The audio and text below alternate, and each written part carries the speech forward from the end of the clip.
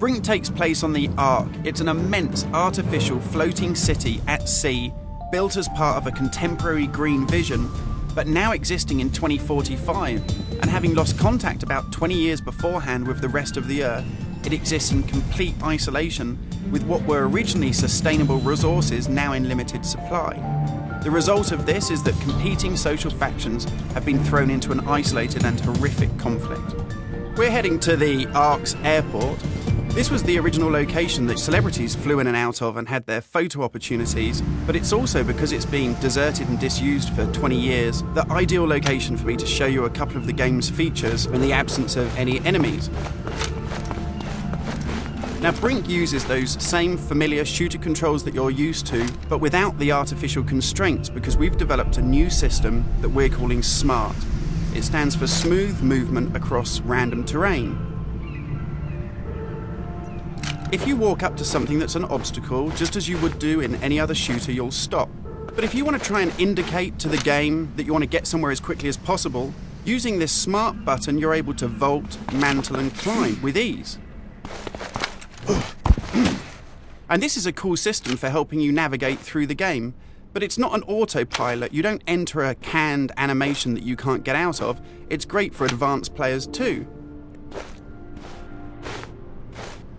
If you're approaching an obstacle like a security sensor, and you want to make it through that obstacle without perhaps alerting the enemy to your presence, you could just look up and you'll mantle up and over that automatically. And by the same token, if you use your same SMART button just running towards something and looking down, you'll indicate to the game that you're able to slide under something. And this is really important because in Brink, we want you to be able to make tactical decisions about where you go and how you play. It's not a rail shooter where you're on a kind of minecart witnessing canned cinematics.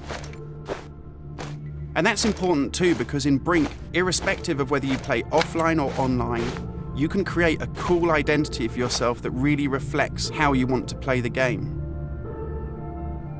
So in Brink, you take on a combat role that suits your preferred playing style, whether you're on the front line attacking the enemy or perhaps at the rear doing support.